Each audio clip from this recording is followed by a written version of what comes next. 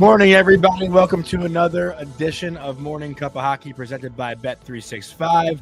Open an account with Bet365 today and bet on a huge range of markets. Whatever the sport, whatever the moment, it's never ordinary at Bet365. So use our code DAILY365. That is Colby Cohen. I'm Jonny Lazarus. We have a full slate of games from last night to talk about this morning. I'm super excited. It was a great start for my Utah Hockey Club to make the playoffs bet, and a horrible start for the Seattle Kraken to make the playoffs bet. So that campaign is not looking too hot. But Colby, which game right off the bat caught your attention most last night? I feel like there is an obvious answer, but maybe leading into the game, was there a different storyline that you were looking forward to? Well, look, you bring Boston and Florida together and you expect to see, a little bit of a heavyweight matchup, two teams that have seen each other the last couple of years in the playoffs and are not overly fond of each other. But look, I'd be lying to you if I didn't say I stayed up a little later than I normally do last night to see what was going on there in Utah. I mean, look, I think everybody's intrigued to see how that's been going. And, I think Ryan and Ashley Smith seem so far to be hitting all the right notes as owners. The players are pretty bought in. And look, their team looked fast last night, but they played against a team that looked like, they Not were moving in quicksand. So I'm not ready to tell you I think they're going to be a playoff team. But there was a lot of excitement in that building last night. I mean, there really was. And even I'm sitting there watching the game with family members of mine, and, we're talking about it, and I'm getting a lot of questions about it just because it's new and it's intriguing. And Arizona was such a massive failure on so many levels that it's nice to see a full building and a competent looking NHL situation again. So I'd probably lean that way, but we're going to have Frank Seravalli on the show. I think 9:30, did we say? Yeah, 9:30. So Frank's going to come on around 9:30. And he was boots on the ground in Utah. So I think what we do is we kind of table the Utah game and we start with Boston and Florida, defending Stanley Cup champions, banner raising night, Johnny. And look, the home team did not disappoint. Yeah, so before we dive into the recap of the Boston-Florida game and the Seattle-St. Louis game, which we will get to after, I want to give a quick shout-out to our sponsor, Fountain Tire. Your family's safety is important, and you don't have to settle for a good deal or good customer service because they do both. They'll treat your vehicle like their own, and if you need new tires or your engine has a little rattle, stop into Fountain Tire, and they'll sort you out. Save up to 25% off select tires, including Goodyear, until October 10th. Plus, save another $50 or more on any service of over $150.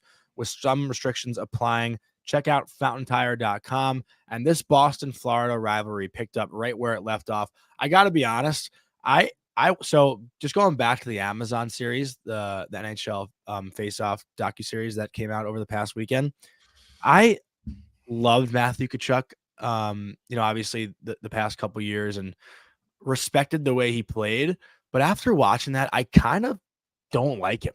Like, I'm not a fan of Tkachuk. Like, he obviously buys into being that, on ice asshole, but I think the ego is a little bit out there too. And last night in that game, obviously you expected a physical matchup between Boston and Florida just because of their history. There was a play that happened, and Trent Frederick spoke about it after the game. Two St. Louis kids who grew up probably knowing each other, because Trent Frederick played with Brady Tkachuk and played for Keith Tkachuk, which they said in the broadcast. And Matthew Tkachuk, I guess, asked Frederick to go and asked Frederick to drop the gloves. And Frederick went with him, and Tkachuk didn't drop the gloves. I mean, that's baiting a guy for sure, but I always thought Matthew Tkachuk was the guy who could talk the talk and then walk the walk. Is that I don't know why I feel like I'm messing that up.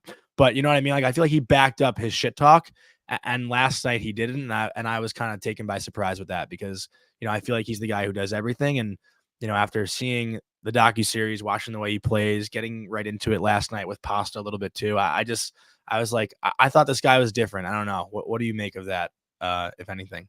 Well, first off, I have not Here's the quote too from after the game. The docuseries, and the quote from after the game from our friends at Spit and Chicklets who put this out there said, and this is Trent Frederick, he actually asked me to drop the gloves and he didn't. I think that's a little disrespectful to the game. So obviously Trent Frederick was not happy with Matthew Tkachuk and let's call it his antics. Look, I'm going to go ahead and tell you that I I haven't watched the doc. I just said that. I was planning on watching it during some travel here the next couple of days, which is canceled. I'm supposed to, our Flyers Warriors team, which is our veterans group. We were supposed to be in Tampa actually this weekend for the Warrior Classic, one of our 2 marquee events, but impending hurricane, so that's not happening. So I'll find some time to watch it here over the next week, Johnny. But what I would tell you is that Matthew Tkachuk has already backed himself up, and he's already walked the walk, and he's already dropped his gloves. He's already He's already backed up his mouth. He's backed it up with his gloves off, with his gloves on, with a big silver trophy over his head last year, with 2 trips to the Stanley Cup Finals, playing with a broken sternum, continuously putting his body on the line for his team, reshaping a franchise that, has been irrelevant since they made a Stanley Cup Final basically against the Colorado Avalanche, all those. And I know they had some good seasons, but I just think that Matthew Tkachuk owes nobody anything.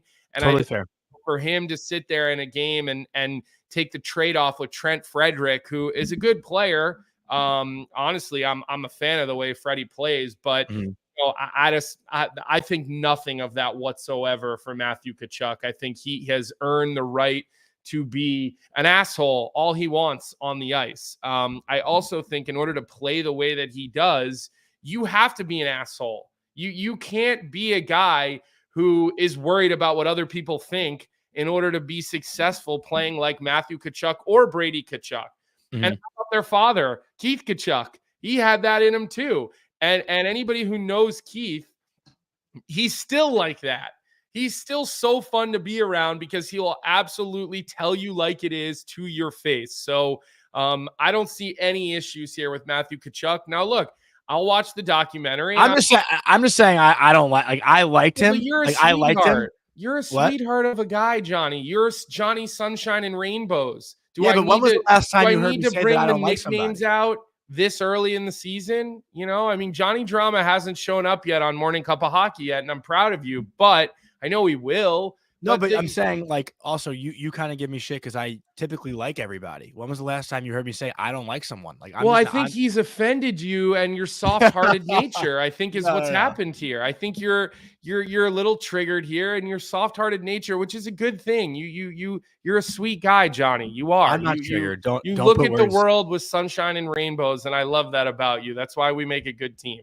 Don't put words in my mouth. I'm not triggered. Me putting words in your mouth? I don't do that. You'll watch the doc and maybe you'll kind of see where I'm coming from, I guess. Okay. Hey, listen, I'm open to hearing that. All right. I am open to hearing that. I also want to make a quick comment. Singsy says that you're a mensch. You are a mensch, Johnny. I'll give you that much. But the commercial that the NHL ran, and I'm probably a little late on this one, but they were playing it all day yesterday to the point where I even said to my wife at one point, I'm like, watch this commercial. And she was like, oh, that was really good. The NHL does not usually crush it when it comes to marketing. It's just they don't. That commercial is like one of the best commercials I feel like I've seen since they were doing like the Ovechkin and Crosby prank series. The hotel room service. Or way back when they had the commercial out on the pond with like Gretzky and Lemieux and Lindros and Pavel Bure. And they were they were getting the torch from like Gordie Howe and those. So that was a great commercial that the NHL did. I give them a lot of credit. I agree, but let's reel back into Florida because the Panthers, we questioned their identity a little bit. I feel like when we did our Atlantic Division preview, just because of the guys that they lost, but that team, they looked exactly like the Stanley Cup champion team that we watched last year. 4 of their 6 goals come right at the doorstep. Full on Florida Panther hockey. Sam Bennett pots home 2 goals, I believe, as well. The guy who's kind of become hated around the league after last year's playoff run, especially by the Boston Bruins fans. So it was only fitting that he scored the first goal. But I was impressed by Florida. I don't know if I expected them to come out slow and have that Stanley Cup champion hangover. I don't think they're that kind of team. And, every Florida beat reporter I've seen said that their training camp was just as hard, if not harder, than the 2 years prior. But this Panther team, again, they're going to be tough to deal with all year. And, I don't know if there's one guy that really stood out most to me in Florida last night. Was there any player that really caught your eye for the Panthers? I think it's just overall, I think where the Florida Panthers dominated that hockey game was in the most dangerous high traffic area of the ice, in the house, right? In the right around the trapezoid in front of the net, around the hash marks. And I wrote some notes down actually during the game last night. And what's interesting is that this big rough and tumble Boston Bruins defensive core, they got out muscled. They lost body position. They got beat back to the net on numerous goals last night. I mean, I wrote down on the first goal, not only does Carlo, who I love as a player, by the way. He's also the nicest human being in the world. I sing Brandon Carlo's praises all the time, but he was not he was not good last night. He gets beat in the neutral zone on the first goal. He then gets beat back to the net and loses his body position in that regard. So, you cannot, you just can't do that. Like, you can't lose body position against a team like the Florida Panthers, who are willing to score goals from 2 and 3 feet in front of the net. On the second goal, Trent Frederick, he goes in behind the net. He gets beat back to the net. He loses body position, right? Trent Frederick needs to play heavy. He's not playing heavy there. The third goal, that was the shorty against Charlie McAvoy. And I want to show that because this was an incredible play, but I do think Charlie could have cut this play off a little bit sooner. And if you stop it right here, all right, right here, Charlie McAvoy's in a good spot, right? He really is. He's in a good spot. His stick is extended. Roll it a couple more clips here for me, Vic. It got a little choppy there. Right here, though, okay? This is something that I tell all the defensemen that I work with, whether it's the U18 kids, the North American League kids, any level of hockey that I'm working with the D here at home when I do coaching work, is right now Charlie McAvoy is guarding against a drop pass, but he has a back checker, right? He's got Pavel Zacha coming back. So right now your stick position should be stick on puck. And I think this is where you try to end this play right away. This is why you cannot give forwards in the National Hockey League any space. And look, again, I would say this, Charlie McAvoy has as good a stick as anybody in the National Hockey League, but you give a forward in the NHL an inch and they're going to take a mile. Now roll the clip a little bit, Vic. You see he recovers, right? And he's stick on puck right here, which is what you're taught to do as a defenseman. But we see this play happen. It goes under his stick and then under the bar. It's an impossible play to defend against. But if your stick is extended right in that zone entry point as a defenseman, okay, then you hopefully close that play down a little bit sooner. And this was a theme for the Boston Bruins last night. I saw Jeremiah bump into the chat and say he thought the Bruins D looked slow. I agree, right? But you're still losing body positioning around the net. You're still getting pushed around at the net. Andrew Peak on the let's see here. On the fourth goal, he's soft at the net. He's not picking up a body. He's not picking up a stick, really. And then that rebound, I think it was Bennett on the fourth goal, bangs it in. And then on the fifth goal, Carlo gets beat in the neutral zone again. And then him and three forwards all get beat back to the net. It's almost a short 3-on-1. So, this game is a coach's nightmare, or excuse me, a player's nightmare in a film session the next day. Because these are ugly looking mistakes and the way that they show up on film look really, really bad in those types of scenarios, especially for a D-core, Johnny, that we've heralded. We've talked about this D-core as it's going to be one of the best in the National Hockey League. And I'm not overreacting saying they're not going to be good. I'm pointing out what we saw last night. Well, to that as well, I feel like a lot of the blame on Twitter or the discourse on Twitter was Korpisalo, right? They kept panning the camera over to Swayman, and everyone kept saying, well, Swayman should have held out for one more day, would have got an extra couple $1 million. Let's talk about that. Do you believe that? Let me ask you, do you believe that? Okay. No, now, had he waited another week and they lost 3 or 4 if they go like 0-3 or whatever. If you're willing to sit there and wait a week and watch your team go 0-3, look, Korpisalo wasn't why they lost, but he didn't come up with any. He didn't come up and steal 1 or 2. And my next question for you is what kind of Bobrovsky are we going to see this year? Because he wasn't very good in the later stages of that hockey game last night either. Okay. Yeah, that game got a little nerve-wracking toward the end there, right? It was what? So It was 6-2, and then all of a sudden it's 6-4, and Boston's kind of pressing late in the game. Again, though, it's game one of the season. Like, I thought Connor Bedard had a pretty rough game too last night. I'm not going to say Bedard's going to have a tough he was year. quiet. You know, he was quiet. He still had 2 assists and 5 shots on goal. He was quiet. Yeah, but you know what? Listen, but that's your point. You always say that. Like Alexis Lafreniere on his quiet nights, is he on the stat sheet? Points. I know. Right? The guys who score massive amounts of points in the National Hockey League, they only need one shift to find the score sheet, even if they didn't impact the entire game.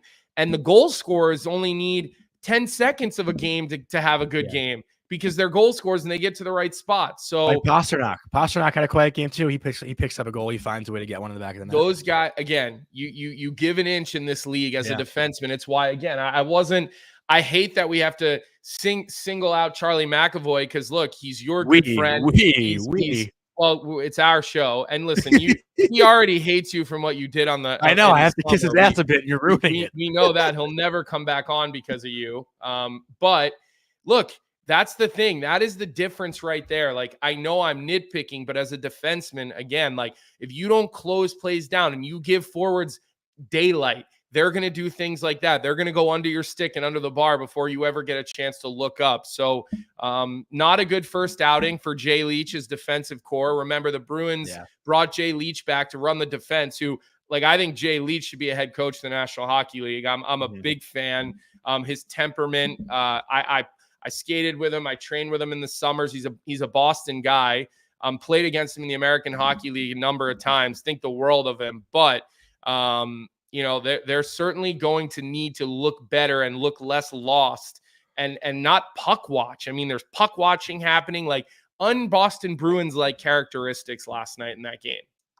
And before we wrap up the conversation, actually, there's 2 more things I want to get to with Florida and Boston, because it was pretty cool seeing Carter Verhaeghe sign an 8-year extension last night, right after the game ended. Kind of funny to think about that situation. Like, was it being negotiated during the game in the third period? Like, when did they lock that up, and when did Verhaeghe approve of it? Like, right after the game ends. But he's a guy who's obviously super deserving of it. He's had a pretty incredible path in the NHL.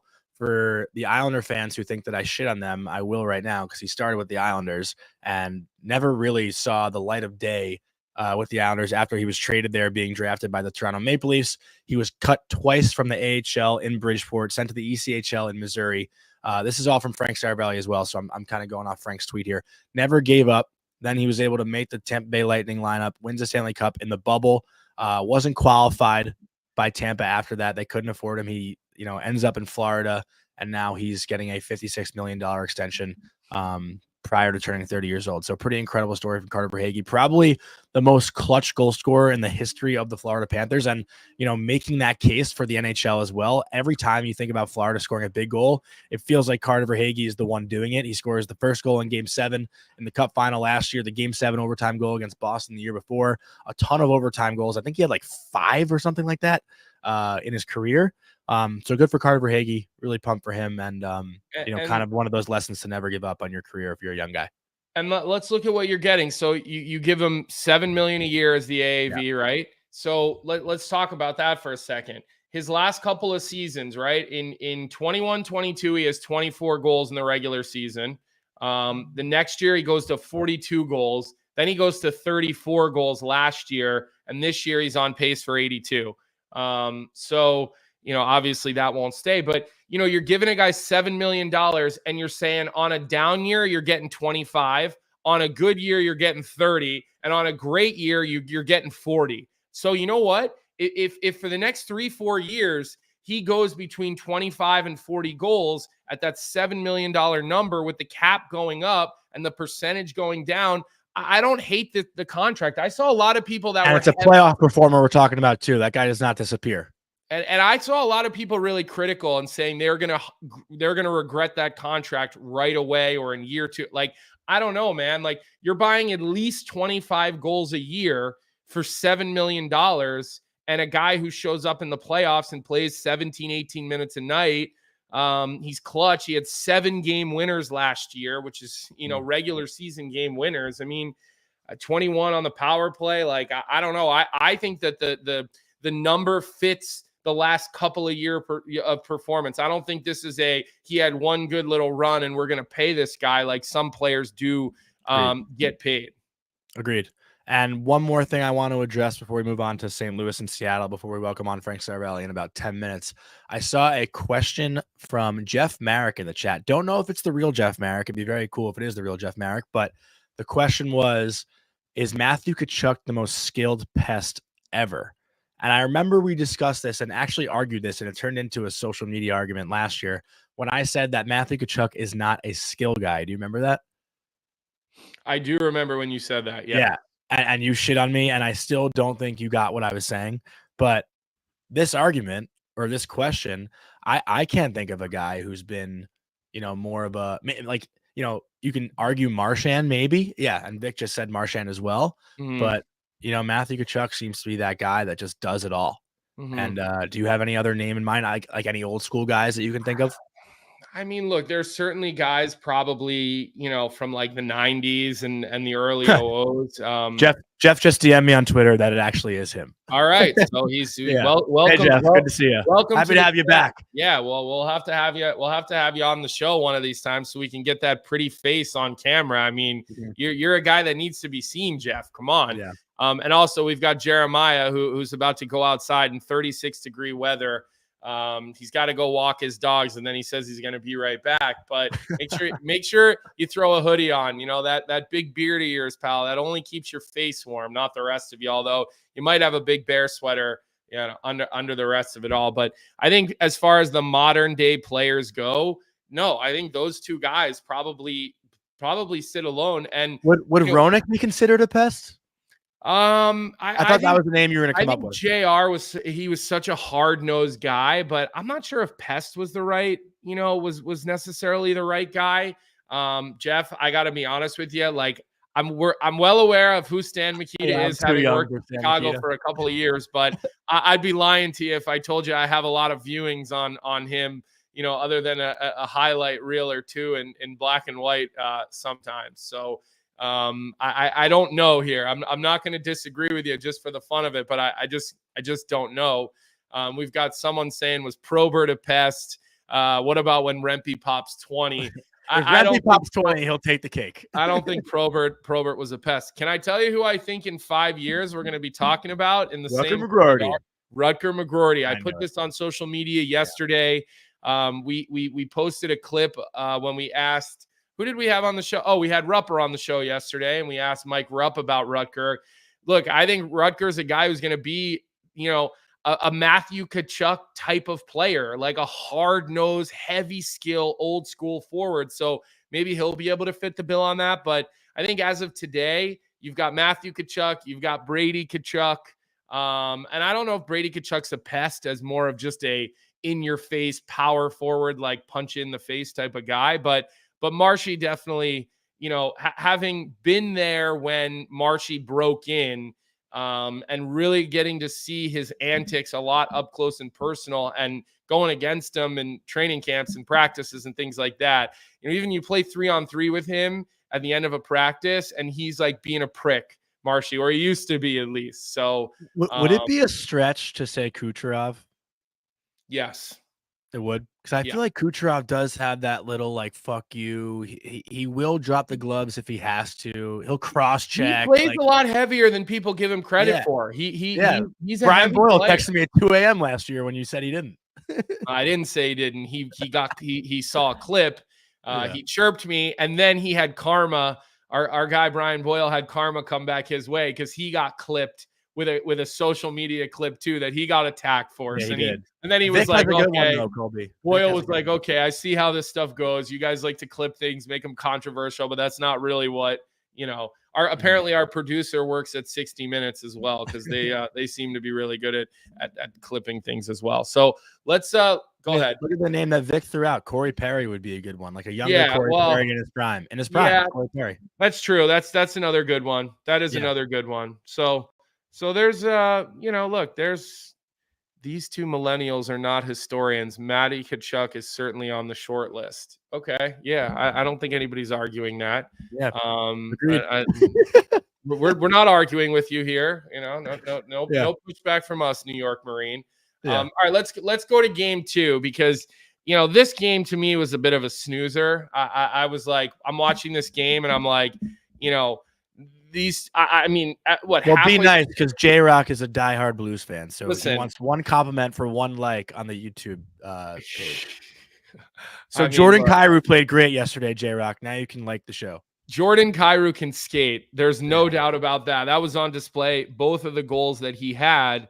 But this just was a sleepy game. Like this game was missing a lot of high-end skill. It just was. Like you don't watch that game and watch plays and you're not. Look, I say this all the time. Like I want to be entertained when I watch hockey. And like to me, that game lacked entertainment for a large portion of it. Yes, there was a condensed period of time where we had a bunch of goals. A couple of guys got involved. Broberg gets his first on a wrist shot. I think that should be saved. I didn't necessarily love the goaltending last night in that game, that Seattle St. Louis game. Look, there's nothing. The Toivonen goal was a tip, I believe. Let's see. I wrote something down about that. But how about on the first goal? All right, let's stay with the theme of these big, strong defensemen because now we're back to everybody's got to be big. Colton Parayko gets completely outmuscled in the neutral zone on kind of a 50-50 puck. So he loses the puck battle over by the wall, and then he gets pushed and he gets outmuscled. Was it Shen who pushed that puck to up to Vince Dunn, who then went in, and I know he gets his own rebound. I don't remember exactly who beat push Parayko on that wall battle, but it's another big, strong defenseman who's, maybe not as quick or as fast, losing a neutral zone battle, resulting in a goal, similarly to Carlo. It happened to him a couple of times. Eberle made the play up to done. Okay, Eberle. So good pickup by you, but we have this obsession now with big guys, right? Like the NHL's moving away from the smaller players back to big men who can skate. And I got to tell you something. Yesterday, it didn't work. Yeah, no, it was listen, I was on the Seattle campaign and they go up 2-0 and I was like, ready to rub it in your face. And obviously the way hockey works, I think St. Louis scored 3 goals in like a, quick minute span, like you mentioned there. But I thought Jordan Binnington actually played really well too. And he was a guy who had a sneaky good year in net for a pretty bad Blues team last season. So, credit to Jordan Binnington for stepping in and basically stealing that game for them because I thought Seattle was the much better team. Another shout out I just wanted to give quick because we do have Frank joining the show here in 3 minutes. It was very cool seeing Jessica Campbell behind the bench and seeing her actually drop a play too in the dying minutes when Seattle called a timeout to try to tie the game down 3-2. First woman ever to coach in the NHL. She obviously had a pretty long way to get there, but super well deserving of it. Pretty remarkable career. They did a great job featuring her throughout the entire game last night, and it was just something different and something really cool to see. So I want to shout out Jessica Campbell. But yes, to the original point, that game was not very exciting. I don't expect much from the St. Louis Blues this year. They did look a step behind, I feel like, defensively, and even just skating up and down the ice. Seattle, like I said in our preview, Colby, they're a fast team, but the one weakness is where their goal is going to come from. And again, a guy you look for them to score goals, Matty Beniers, doesn't really have a loud game either. He was pretty quiet, and he had a sophomore slump last year. He's a guy that I expected to bounce back this year. Not the hottest first game for Matty Beniers, who they need to be their guy. He's the number 1 center, a big part of their first power play unit. And if Seattle's going to do anything this year, they need Matty Beniers to step up. Yeah, they're not, and goals are going to be hard to come by. But let's just hit some of the breaking news that's happening right now. Darren Dreger, I think, was first to report Linus Ullmark, 8.25 times 4 years in Ottawa. I think that was a big question when this trade happened. Was there going to be an extension right away? How was the package Don Sweeney got? And now all of a sudden we see it. Before opening night. Before opening night, that 8.25 number seems to be pretty trendy right now. So he gets the same as Jeremy Swayman, except he gets 4 less years, which is quite a few less dollars. We'll see what the contract looks like as far as signing bonus goes and what's upfront money. But good for Linus Ullmark. Always like seeing a guy get paid. And if you're wondering why they couldn't keep Linus Ullmark in Boston, well, I think $16.5 million would have been too much to have tied up into 2 goaltenders. So if you're a Bruins fan and you're still on that should have kept both of them train, there's the exact reason why they didn't. Do you think he's going to make that much of a difference for Ottawa this year? No, I mean, listen, here's what I'll say.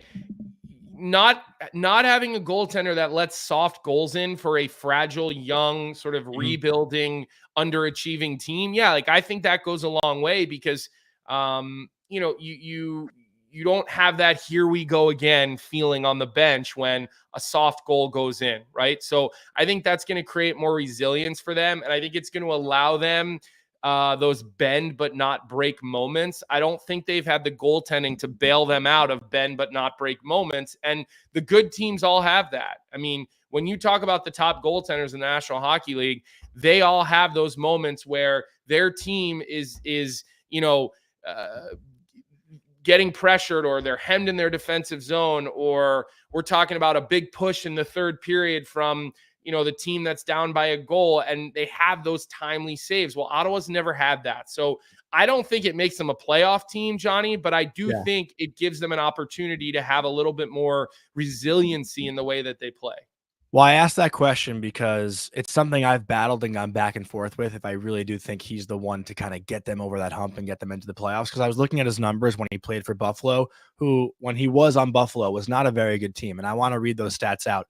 The first year, 20 games started, he had a .913 save percentage and a 2.60 goals against, which is pretty damn good. 8-10-2 record, not good. But those numbers in net on a pretty shitty Buffalo Sabres team in 15-16, pretty good numbers. Then you got to skip 2 years ahead because he only started one game the following year in 2016-17 and only 5 games in 27-18.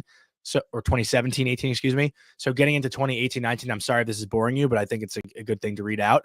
Also, I'm not looking at your face, but I could assume the face you're making. In 2018-19, 15-14-5, and this was not a great year for him. He had a 3.11 goals against and a .905 save percentage, but then the following year, .915 save percentage, 2.69 goals against, a 17-14-3 record. So all these records are not good, but then the next year after that, 9-6-3 record, 2.63 goals against, and a .917. So his last 2 years in Buffalo in 2020 or 2019-20 and 2020-2021, great numbers, bad team, bad record. And I think when you put him on a team like this, who I said outside of Jake Sanderson, not super impressed with their blue line, if he can put up that .915 and like a 2.60 goals against, they could be a playoff team. They could.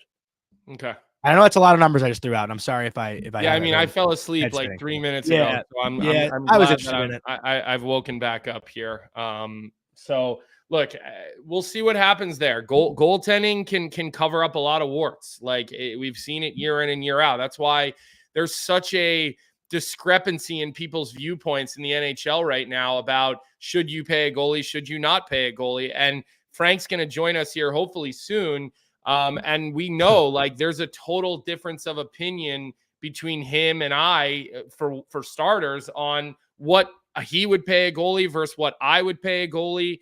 And seeing the importance of goaltending. And I'll die on this hill every day of the week. Go back to Game 7 of the Stanley Cup Finals. You've got the guy who makes more money than everybody else, and Bobrovsky, who stands up in Game 7 and saves ones that makes saves that necessarily the other guy doesn't, and that's the difference in a very tight contested Game 7, and the difference between your season being the ultimate success or your season going as long as you possibly could and being completely empty-handed. So I'm sleeping better when Igor Shesterkin is my goalie in a Game 7 versus a guy like Stuart Skinner. And that's not a shot at Stuart Skinner because I give him credit for the way he's built himself up. But I'm sleeping better with it. And that's my choice every day of the week, or Jeremy Swayman, or really any of these, upper echelon goaltenders.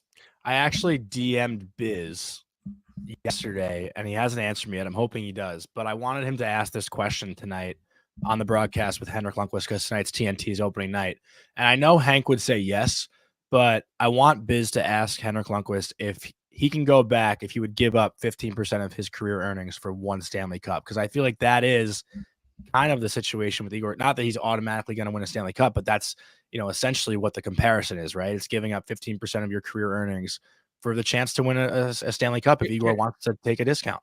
But can we just have an honest moment here? How the hell do you think he's going to answer that question? No, I said I know Henrik Lundqvist is going to say yes. I said that. True or not. Said that. Why would you ask that question? But I think it's a discussion because Igor Shesterkin's post career is not going to be the post career that Henrik Lundqvist is having.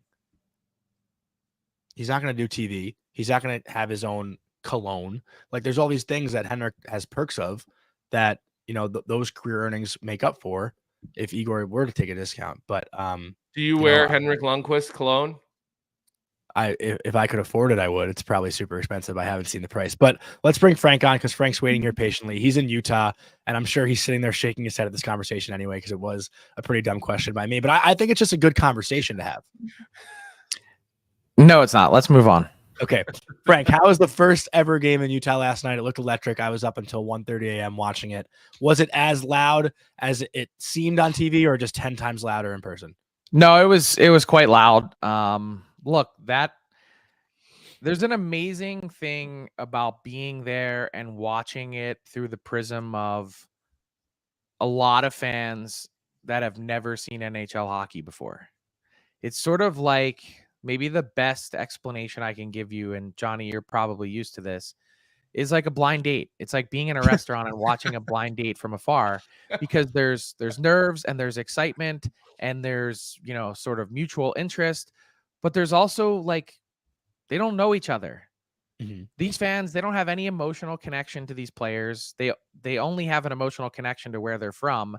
And they also don't know the game and don't know when to cheer. So there was this sort of awesome, unique feeling out process. And I think maybe the best part about this blind date is that we know there's going to be 40 more just this season. Yeah. I thought it was awesome too that Lauri Markkanen started it off skating out 7 foot. He played hockey growing up in Finland. I did not know that. And he's like a Utah Jazz superstar, obviously. So it was pretty cool seeing him do that. Here's the thing. They did a rehearsal in the morning, and Clayton Keller told us after that they were all holding their breath because Markkanen fell in the morning. And they were saying, like, whatever you do, don't fall. Like, that would be bad. So that would be tough. Big tree, fall hard. That would be tough. But he crushed it.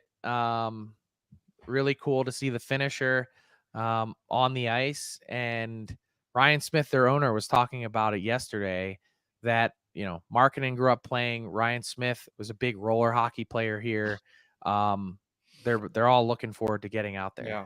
Well, I one thing that I really liked about yesterday, and I hope this continues, and I'll ask your opinion on it because I know you've had some interactions with the ownership group with Ryan Smith out in Utah, and I don't know if Ashley has been present, but they were well on the scene yesterday. They went on the ESPN panel before the game. He brings his 2 kids up, which I think were really cool. He's sitting on the glass during the game with Gary Bettman. He's out with the fans. He's on the mic.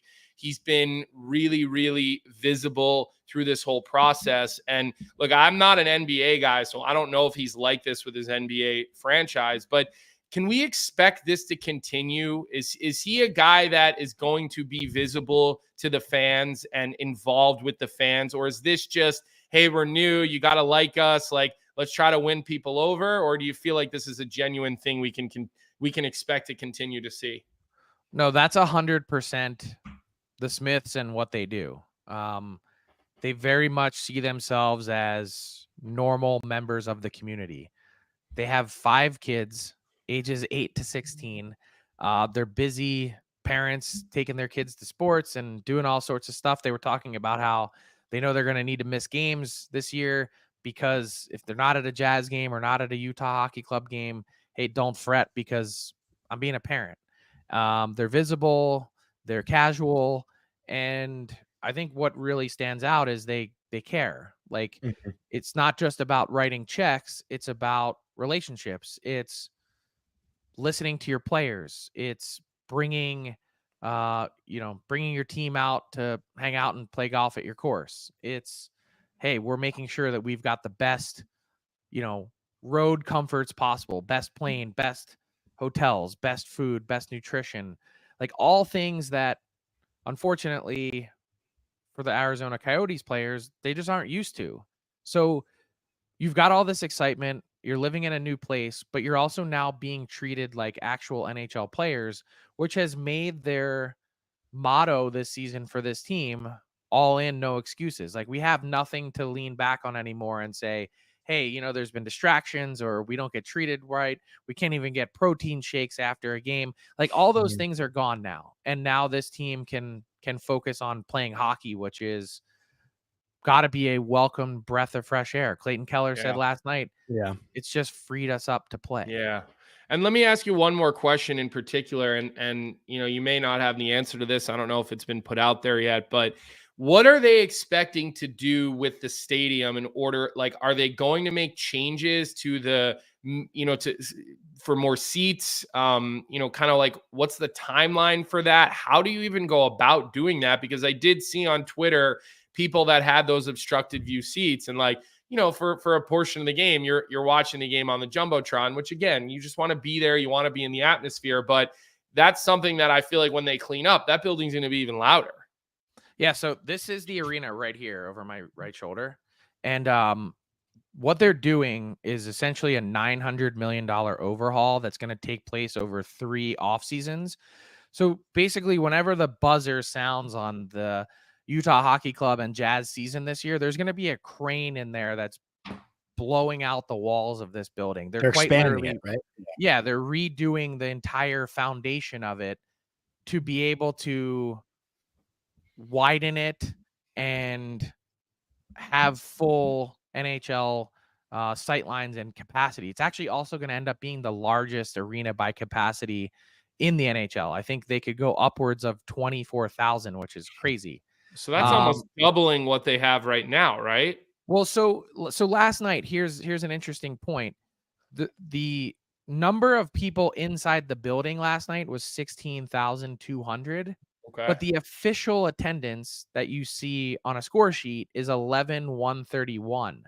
They only actually count the seats that are fully unobstructed. So, you know, you're going to see the haters looking out there saying, oh, like, look at these seats. You're going to see some wacky photos posted on social media. You're going to see whatever. The point is, first off, even on a pure paid unobstructed view, this is almost 3x of what they had in Arizona. And for Coyotes players, when half of the 4,000 or 5,000 that were in Mullet Arena, they weren't cheering for you anyway. So you've got a legit NHL size venue that is going through a facelift and a work in progress, which I wish I could drop in here the photo of the Utah Hockey Club locker room last night. Like, first class. Looks sick. It looks really cool on TV. At the other end of this is going to be a world-class arena, which you heard Ryan Smith mention yesterday. The games in the 2034 Olympics, when we're all cheering on Team USA, are going to be right here, and it's going to be awesome. So just bear with them in the meantime. The snide jokes are kind of stupid because this isn't a novelty. This is a long-term future. Yeah, one of the jokes that I saw last night on Twitter, actually, which was pretty funny, and this is a shot at the Islanders, so it's even funnier. The only thing missing from this arena is just a car in one of the corners. If you remember back to the Barclays Center, that was pretty funny. But yeah, go. Just that wasn't a long-term solution. This is, and I think that's kind of also part of this is just knowing that it's going to change a lot. And with that, Frank, I saw an Alan Walsh tweet last night, which basically stated, why didn't we do this sooner? Was that the feeling around the building last night was, man, we really messed up by not putting hockey in Utah 2 years ago? Not for me. I mean, here's the thing. It's easy to say that, but you actually harder to execute.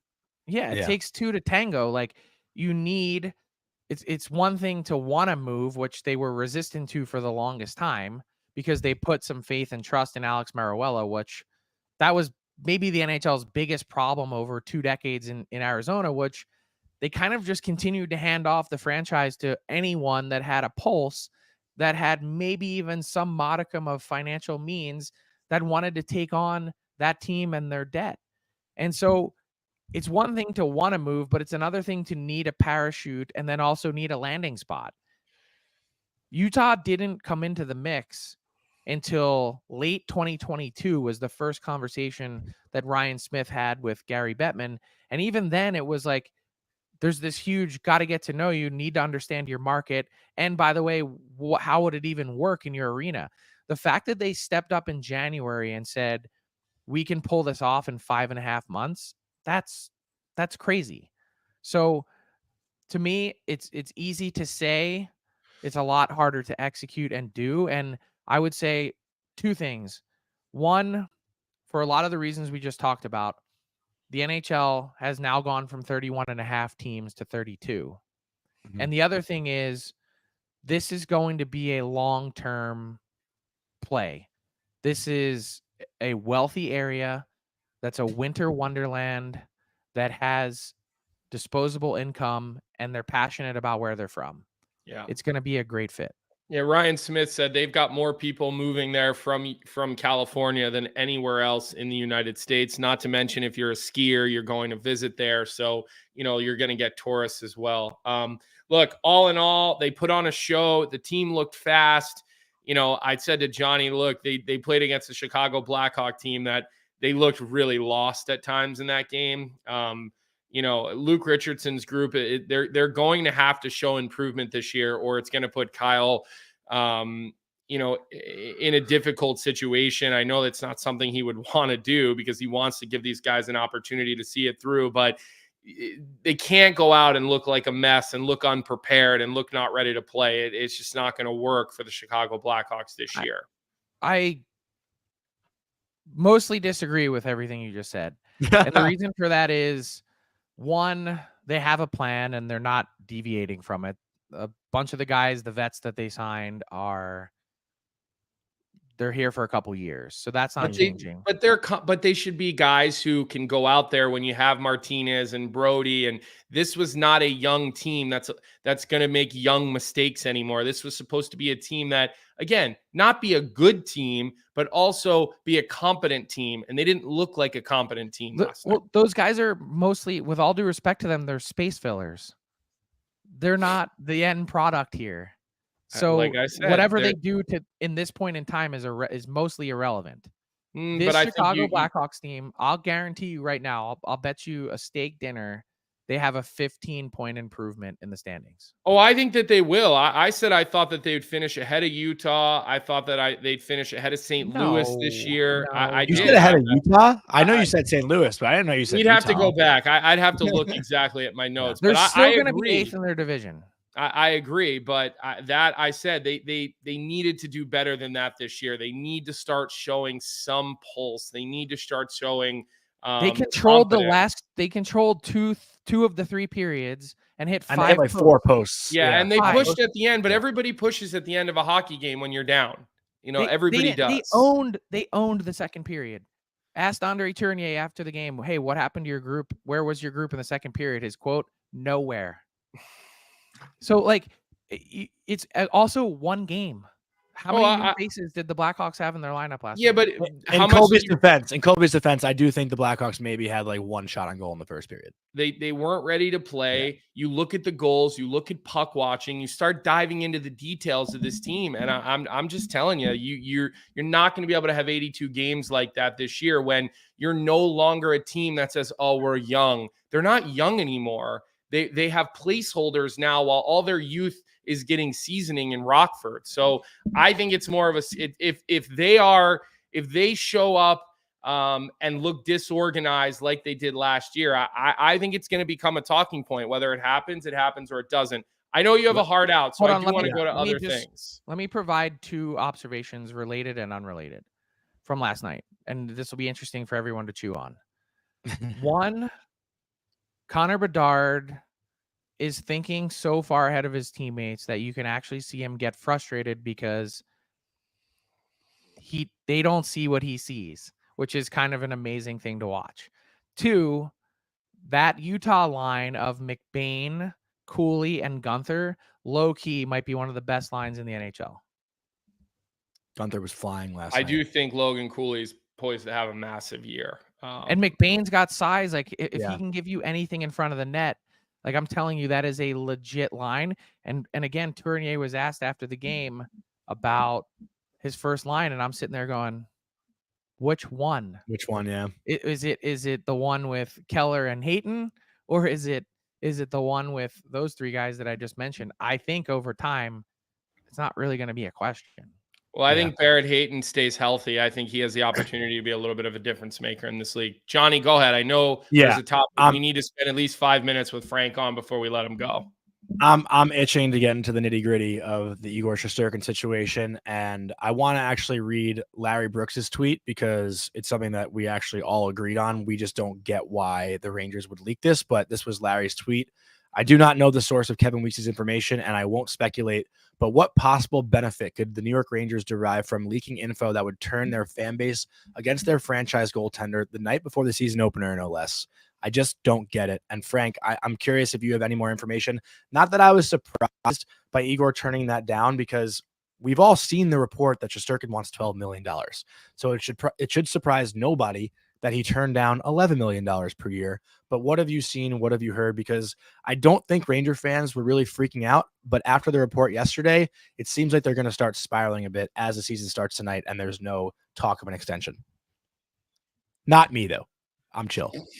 Okay, so what part do you want me to unpack first? Like I'll start with the leak or supposed leak. I have a real good idea of exactly where that came from, and I can tell you that it wasn't the New York Rangers that were putting it out there. They don't have any interest in making this public. Chris Drury might be the most private manager in the league and has no interest in vilifying his player. That is a stone cold fact. Mm-hmm. 2, I also don't think at the same time that it's damaging for the Rangers for it to be out there, because what it shows is they're operating in good faith. They've come to the table with a reasonable number, which I think is beyond reasonable. Yeah. And if somehow, you mentioned the fan base spiraling, if somehow this negotiation spirals and it goes off the rails and he ends up leaving, at least as a Ranger fan, you're probably sitting there going, well, I know my team tried their best. Yeah, that's fair.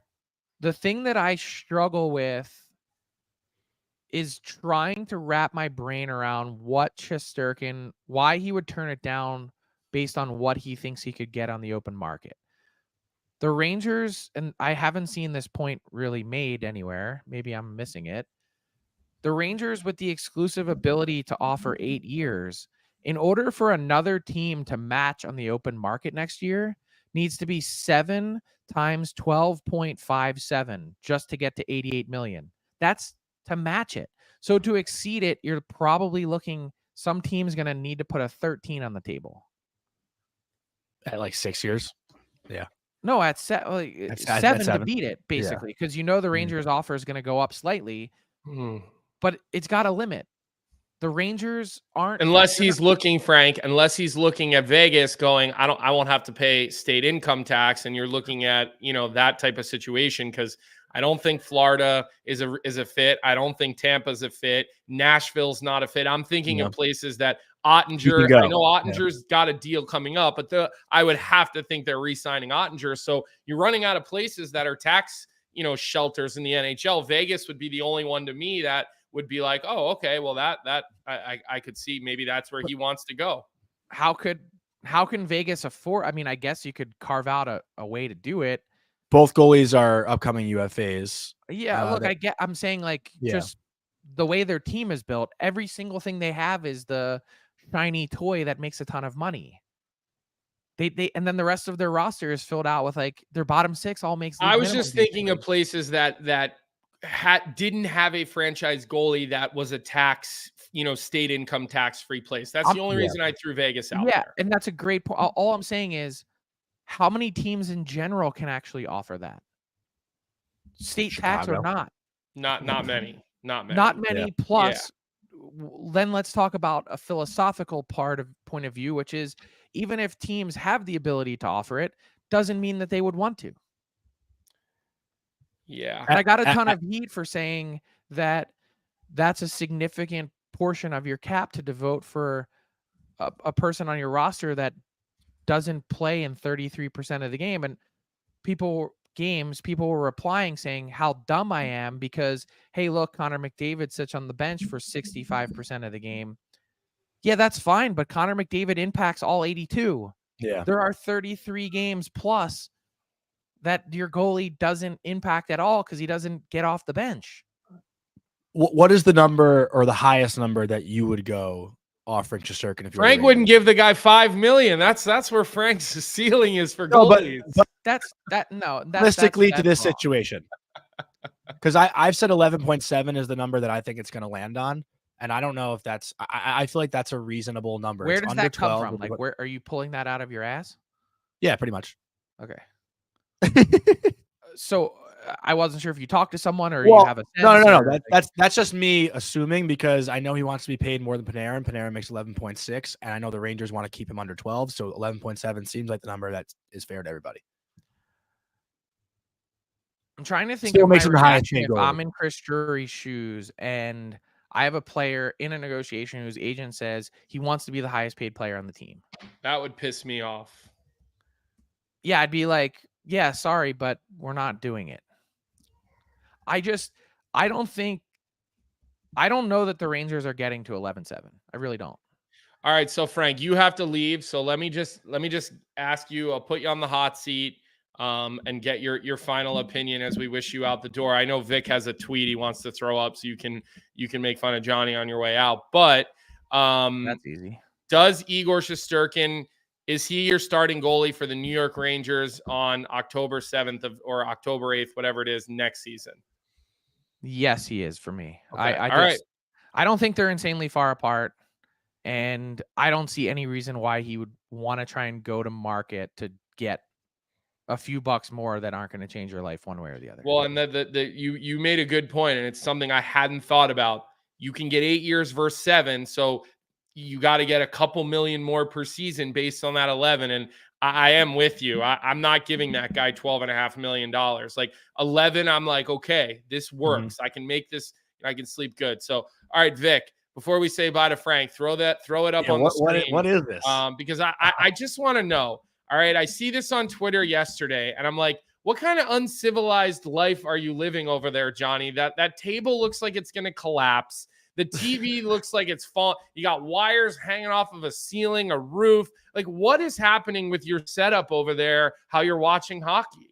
We have 2 TVs in our apartment, and we bring the second TV outside to our outdoor patio when it's nice out to watch hockey. It's not like a beautiful outdoor setup. I live in New York City, dude. It's not like, and I'm not a rich guy. I have a decent setup to watch hockey, and I like to be outside. What's better than that?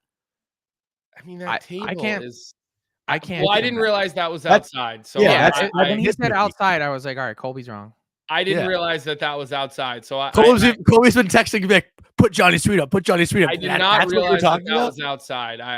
I'll have to say, I thought that was like in your living room, to be honest. And I couldn't believe you had a white fold-up table that Buffalo Bills fans drink beers and jump themselves through on Sundays. No, I'm gonna throw the flag. Colby, that was offside. Okay. Yeah, all right. I stand corrected. Have a good day, Frank. Where are you off to next? Are you off to Edmonton now, or are you back to the East Coast? Nope, heading home. All right. Safe travels, all right? LFGM. No. Phillies fans here, buddy. Yeah, it's GTFO, not LGM. Or it's FTM as well. Yeah, FTM. All right, Frank. Have a good day. Safe travels, Frank. So congratulations. You dunked on me. I didn't have to. That's the thing. You didn't even have to. I hand delivered that one. Yeah, that was. I was thrown off by the fact that your face was in the corner of the video, and I'm like, how did he even make this video? It was a dual camera thing. So what? You have 2 cameras and you're filming yourself watching a game? No, so it was actually on Snapchat. Snapchat has this like dual camera thing you can use. So it's filming one side. It's filming your front camera and your back camera at the same time. And I had the under in the Kraken Blues game, and the last 30 seconds were nuts. So I was just like kind of trying to film my reaction and whatnot. Trying to do more in the gambling space when it comes to creating content like that, especially those like late game sweats. So I wanted to give like a live reaction. Johnny, what? D. Ely says you have socks hanging out of your drawer, so clean it up and fix your drawer. Okay? We don't want to see your tube socks and your moisturizers. It's a beanie. Out. It's a beanie. We don't need it's a hat. Those types of materials visible to the people who watch our show. Okay, give people a rest.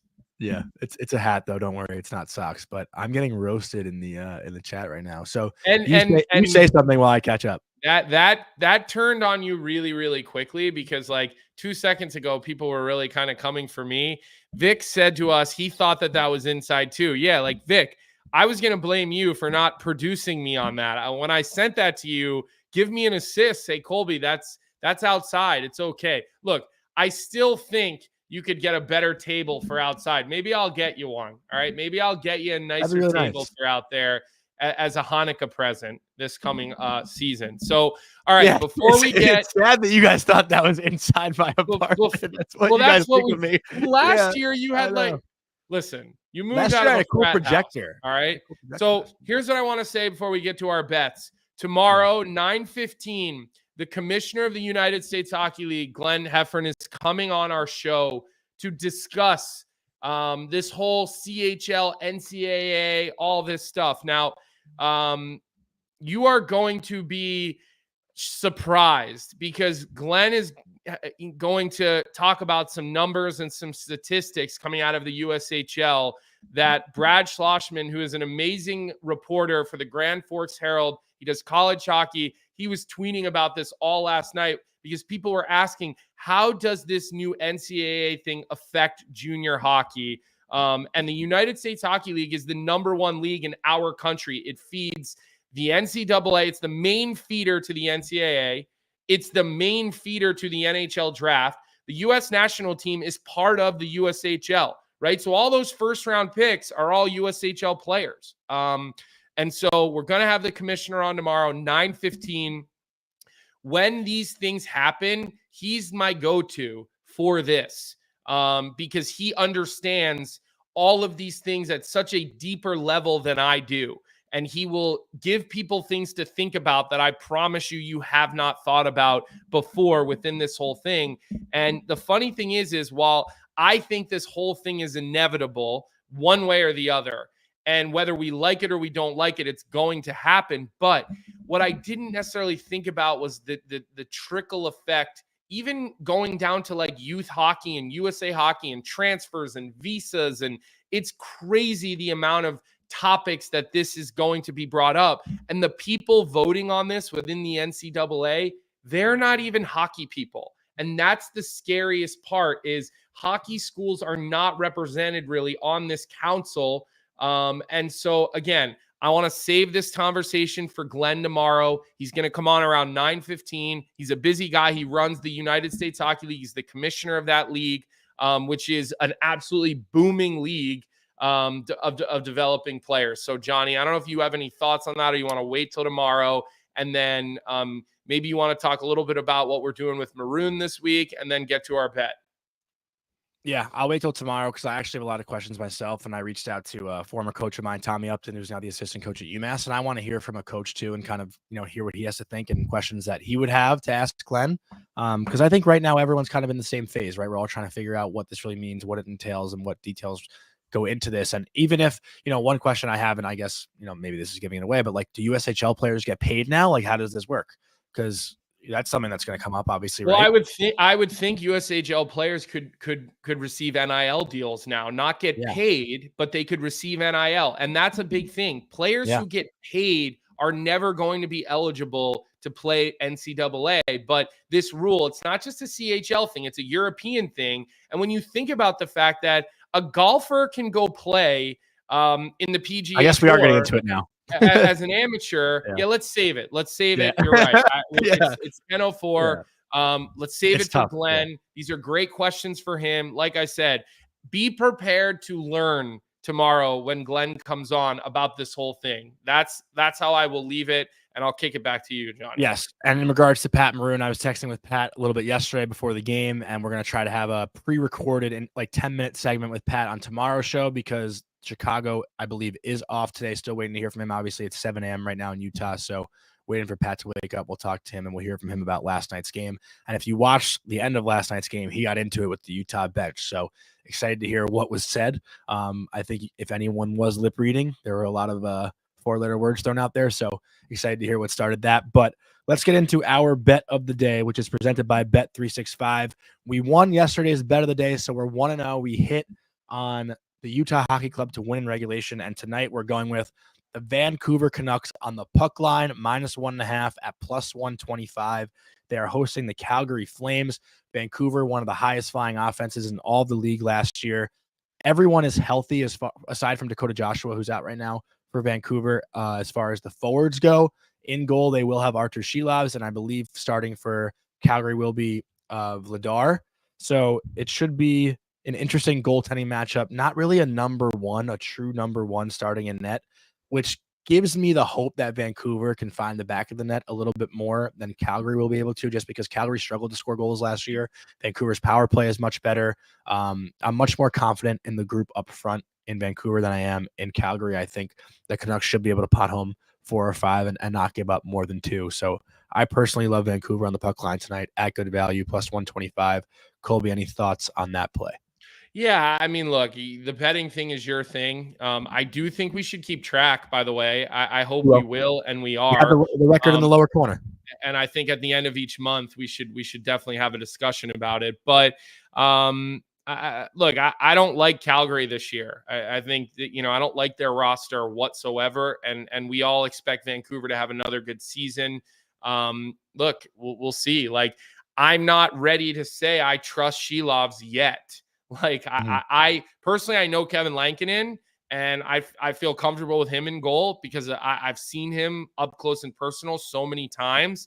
But I remember Akita Schmid from the New Jersey Devils, and I know Dave. I know Singsy remembers that from a. You put a little accent on the R there. How'd you say that again? I don't know, man. Say that first name one more time. I'm not going to do it, but. The Tuscan Roadrunners out in Arizona, okay? Tuscan 2.0. But so good. I know Singsy and Devils fans remember a guy who came in the playoffs and had all the adrenaline and no time to think about it, and all of these different things. And then the next year he was a massive problem, right? So I think I like Vancouver tonight. I like your picks. I want to address Olivia's question in the chat before we go and we call it a day. It says you can't get NIL deals if you aren't a U.S. citizen, or am I wrong on that? So here's how that works, actually. If you're a student, an international student, you can only have passive income, right? So if you're a Canadian playing college hockey and you want an NIL deal, it has to be passive, right? Like, we have a collective at Boston University. We can do deals with Canadian players, but they're not able to actually promote things. So like, we would have to do an NIL deal with a player where we then turn around and sell t-shirts with their name on it, but they cannot have any part in it. They cannot promote it. They cannot design it. They really can't even talk about it, because in a student F1 visa, you cannot have income other than passive income. So like, let's say you owned a condo or something, that's passive income. Or let's say we did an NIL deal and a company or a collective used your name, you can't do signings, pictures, promotion, nothing. So it's got to be passive income. And that is not an NCAA rule. That is a U.S. government visa, F1 student visa rule, which is something immigration needs to fix because it's a little out of date. So to answer your question, Olivia, that is the way that NIL deals work for non-American people, Canadians, Europeans, whatever. And there's a writer on the internet. Her name is Christy Dosh, and she's an NIL writer and attorney. Used to work at ESPN. She wrote a book. She has articles all over the internet. When you have NIL questions, look Christy Dosh up, and you can find anything that you'd like to find. Great stuff, Colby. Seriously. Awesome breakdown. As far as just the games go tonight, because I have nothing really to add to the NIL stuff right now. Sticking with our betting segment, if you're looking for other games to watch, 7 o'clock, the Leafs are at Montreal. Great rivalry. I'm sure there will be some sparks after that preseason game that we saw a couple weeks ago with Arbor Jack guy. So gonna watch out for that. Rangers at Pittsburgh. Calgary at Vancouver, which is our bet of the night. Colorado at Vegas on TNT, and then Winnipeg at Edmonton to round out the night. A lot of good hockey to watch and tonight. Already goaltending drama in Toronto. Yeah, Joseph Wall is questionable for tonight. Already goaltending drama. I saw something on the internet. Now I see some stuff buzzing around the chat. Oh man, Toronto Maple Leafs fans. Yeah. It never ends for you guys.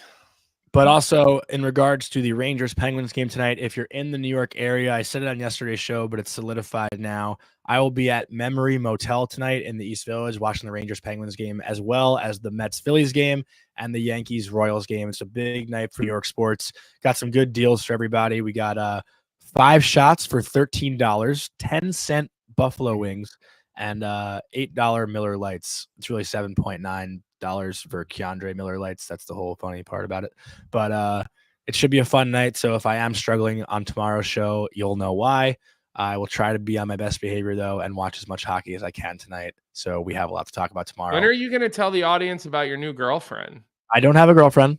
I've been referring to her as my mega special friend. Okay.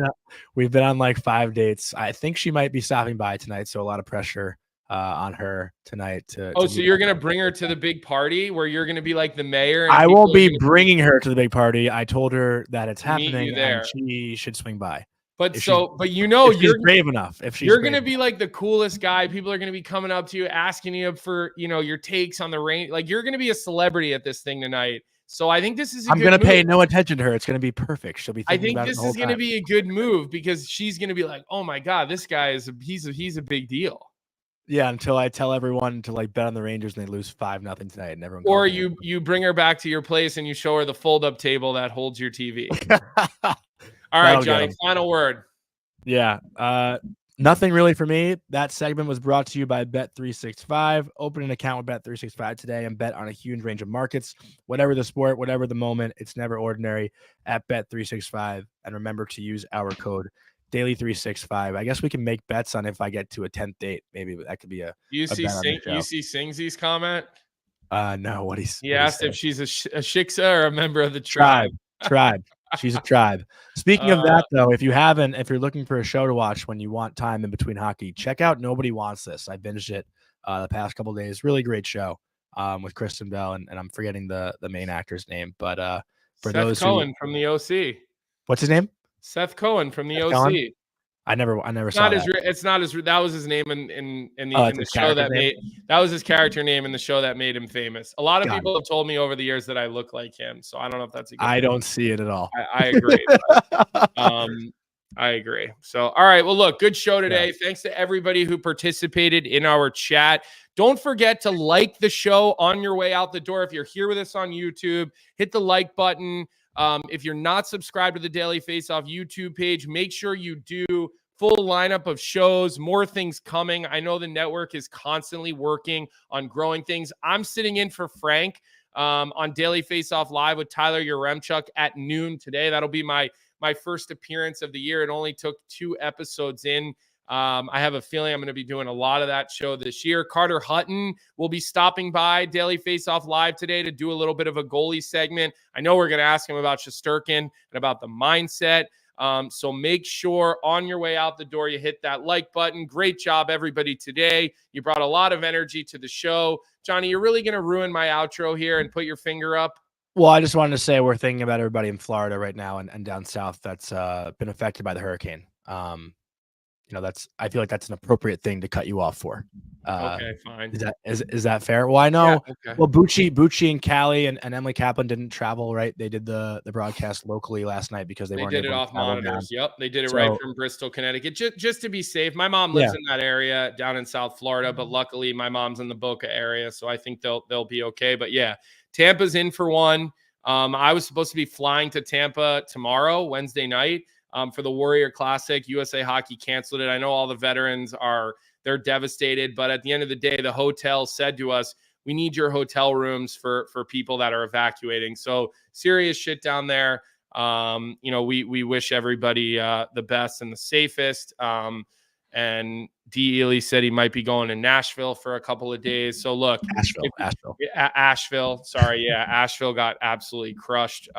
So look, we wish everybody safe and a healthy opportunity to get out of Florida. We don't like seeing these types of things. So be safe, D. Ely. We'll be thinking about you. Fair point, Johnny. Fair thing to cut me off and to bring up. But that was all the time that we have today. Thanks to everybody in the chat. We'll see everybody at 9 o'clock tomorrow. What's up, hockey fans? If you enjoyed that video, then you need to be hitting the subscribe button right here at Daily Faceoff. Exclusive interviews and analysis from our hockey insider Frank Seravalli, fantasy updates from Brock Sagan, and a daily live show at noon Eastern, Monday through Friday. You don't want to miss any of the fantastic content, so hit that subscribe button.